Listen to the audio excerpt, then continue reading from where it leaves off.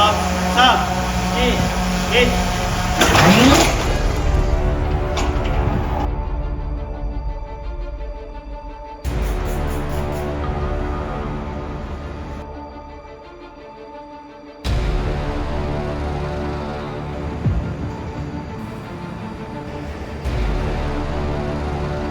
ないものを形にしていって、それでお客様に感動を与えられる。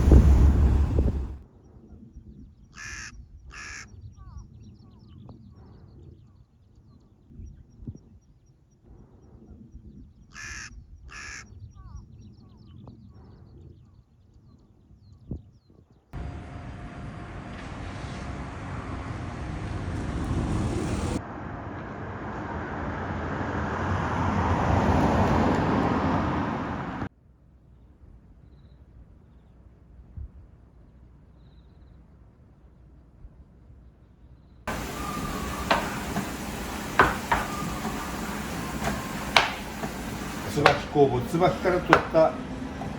工房なんです。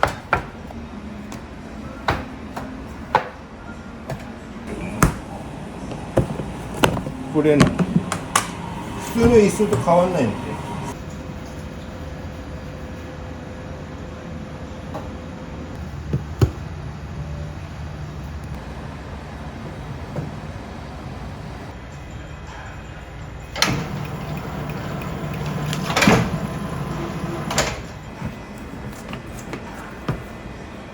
ホテルは忙しかったけど、そんころは俺トップだったから偉そうにしてただけ。今は全部自分でしなきゃいけないから、やっぱそれは大変っちゃ大変。パンもケーキも全部のそのホテルのトップだった。だから婚礼からなんかのウェディングケーキから全部やってて、はい、僕は家が五島でパン屋をしてたんですよ、実家が。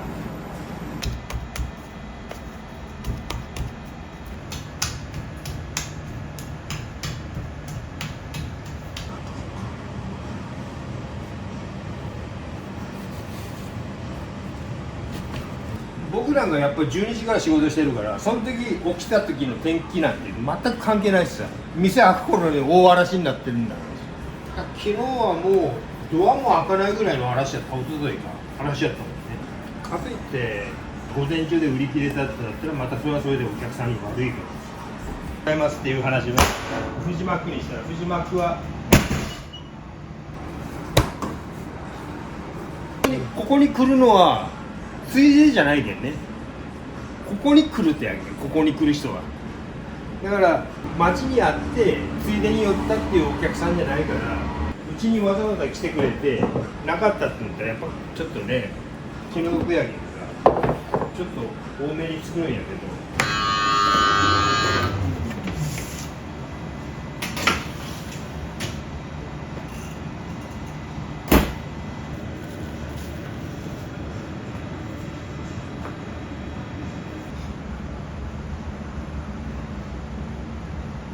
通常うちで売れる時で1日15万とか売れるんだけど、おとといは3万円いかんやったもうそういう時は困る。でも俺はその残ったパンとかなんとかはラスクにできるやつはするし、その時にもうなんていうか、粉袋にそのパンを捨てるっていうか、最初は俺嫌言ったけどさ、もう食えよとか、それすらも面倒くさいけど、捨てよった時にはもう嫌やったもんね。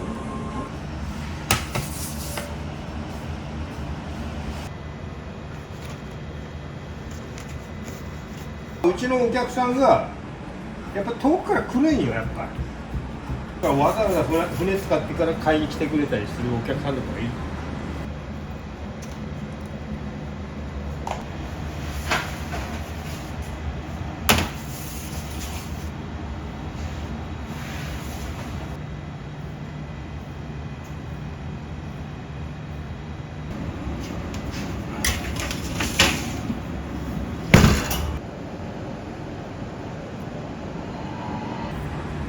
で今ドローになってそれで送ってもらえんかなって話になって、じゃあうちもロスパンもあるし、今はこう配ってなんでしてしようけど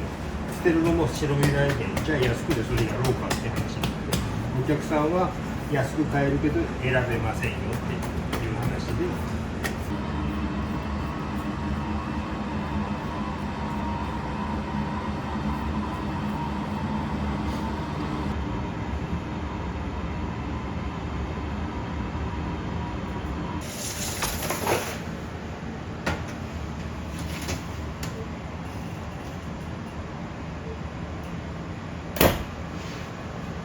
でもそのドローンもトヨタ通商がやってるから半年以上かかったね、話が来てから始まる。だから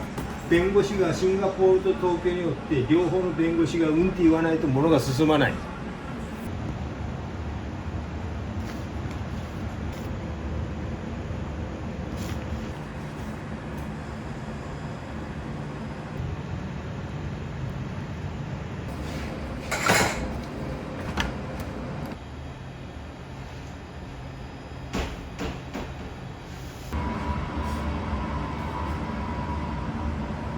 料理人っていうのは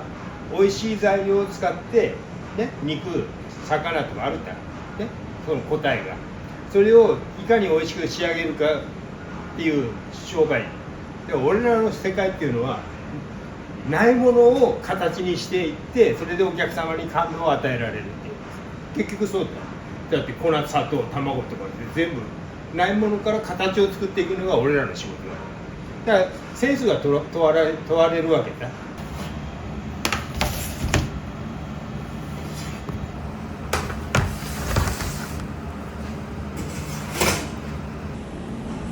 だって1回の飛行500円とか550円ぐらいしか取らないけど、送料さ、わざわざここまで取り来て、うちのパンは送料込みで2500円だからさ、10個でうちの取り分が1950円だ。お客さんはその飛行場に取りに行くんですか？そう、墜落場所じゃなくて落下場所に待機してなきゃダメなの。もうほんと墜落みたいな感じだけどね、もう風で飛ばされたらいけんけん、パラシュートのど真ん中にこんくらいの穴が開いてる。だからパンは冷凍しなきゃダメなの、潰れる。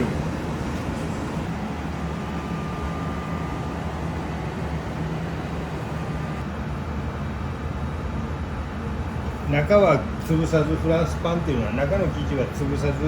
表面の皮を張るっていうやつがいいパンだからさ。だから成形が下手なやつがやると持てない。これがこんなになっちゃう。だからこういうのを使うんやけど、俺の成形だったら別にいらない。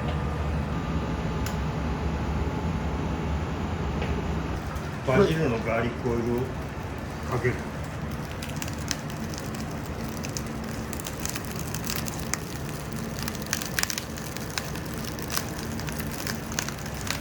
酒飲みにはたまらない。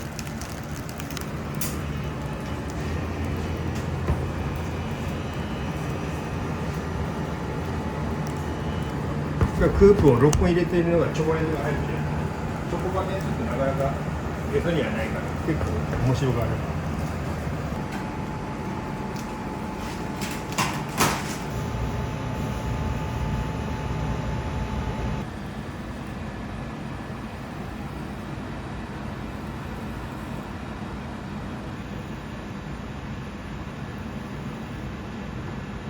フランス語で島っていう意味だ。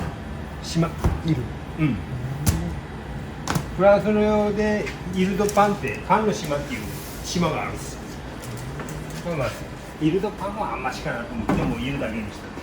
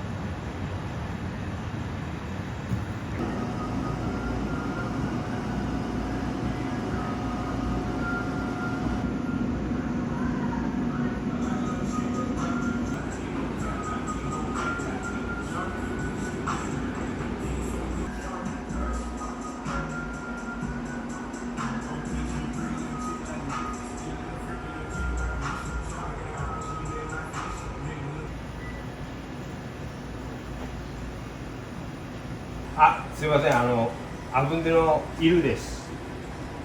お手洗ってます。あっちでこのくらいに収めないと箱に入られてる。はいはい、嘘。はい。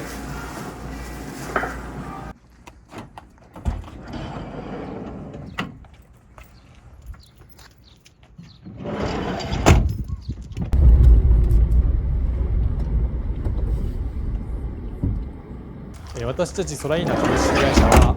ドローン配送事業を専業として取り組んでいる、珍しい会社になります。こちらの方では、合計9名の従業員ですね、ドローンでの物流を担っておりまして、主に五島市、福江島の拠点から医薬品の配送、日用品、食品の配送を行っています。これがパンが1箱に入る容量が決まっているので、それを2箱分ずつに分けてます。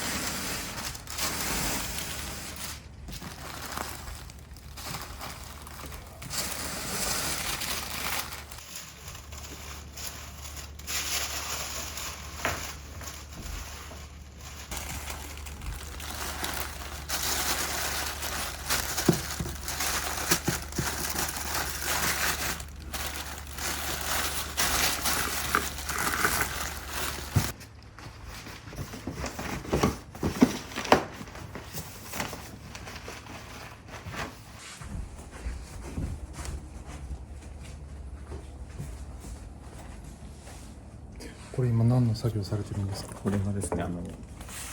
パラシュートで落とすんで、重心が大事になっていて、ちょっと傾きがひどいと落ち方が悪くてパラシュートが早く開かない場合があるんですよね。なのでちょっとこれで重心を見ています。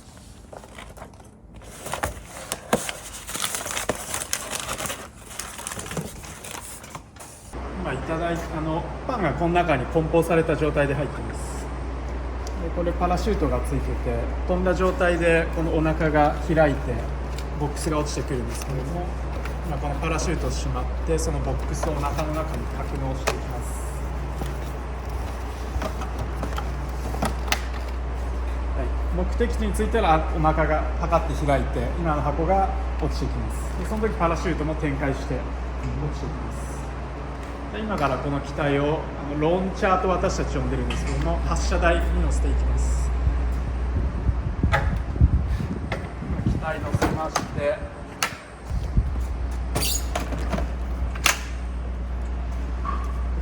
ボディは実は発泡スチロールでできてまして、非常に軽くて、羽はカーボンファイバーっていう硬くて軽い素材ですね。バッテリー乗せたらノーズという頭のパーツを装着して、はい、充電行います。これは電圧の確認だったりとか、機体の周りに傷がないかとか、外観のチェックを人が行ってます。実は今中のソフトウェアの点検は機械が自動で今行っています。飛行はこれ完全自動飛行なので、事前に目的地を登録していて、で事前に定められた経路に沿ってこのドローンが風向きとか自分で呼びながらですね、経路に沿って飛んでいきます。はい、もうリクエストをして、はい。ジップ1052にリクエストにあります。ローンチ区域、ローンチエリア、よろしくお願いします。上空に障害物、鳥とか飛行機がないかとか、周辺に人や物がないかっていうのを今やり取りして確認しています。安全確認をしましたので、間もなく今から発射離陸了解、ジップ1052にします。モーター開電します。はい。ジップ1052に行きます。3、2、1。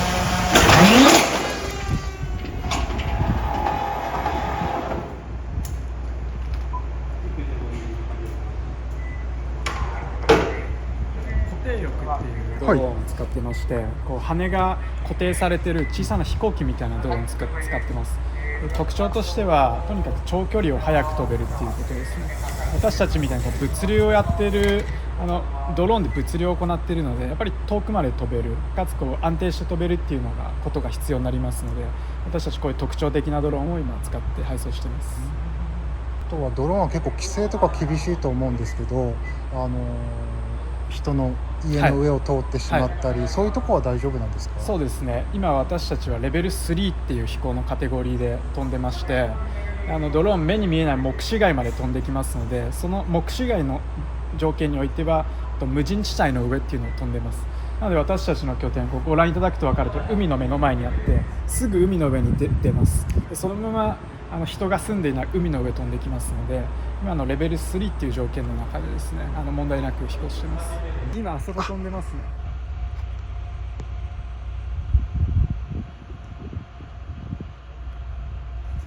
鳥ぶつかったりしないんですか？時速100キロで飛んでますので今のところ鳥にぶつかったことはないですね。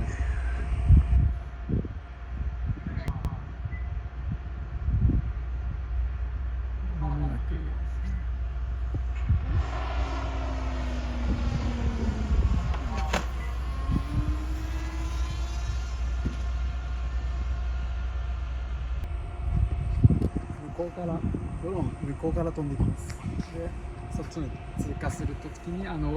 ワイヤーが跳ね上がるので、それでお尻のフックにワイヤーが引っかかります。1センチ2センチレベルで通信してまして、で1秒間に25回の頻度で設備と機体が通信するんですね。で位置情報をお互い通信し合って、どのタイミングでワイヤーを跳ね上げればお尻のフックに引っかかるかっていうのをもう全部自動で通信しながら考えてます。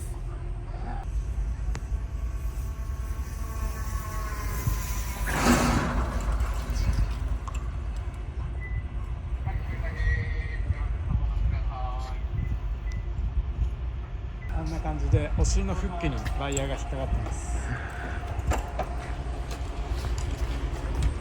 この後額をあそこでばらしますね。頭を外して、でその後バッテリーを外します。はい、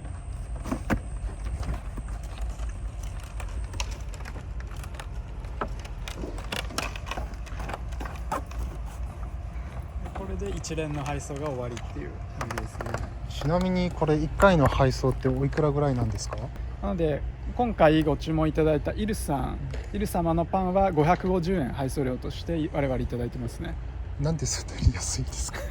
やっぱり、日々のお買い物をお助けしたいという思いがあって、日々のちょっとしたお買い物、お弁当とかパンに例えば2000円3000円配送料いただいてしまうと、やっぱり住民の方々使っていただけないっていうのがあると思いますんで、今は配送料を抑えてやってますね。ドローンの配送を当たり前の選択肢にするという目標を掲げまして、実際に利便性の高い物流を構築することで、日常的に皆様がドローンを使えるような、そういった社会を目指して取り組んでいきたいと思っています。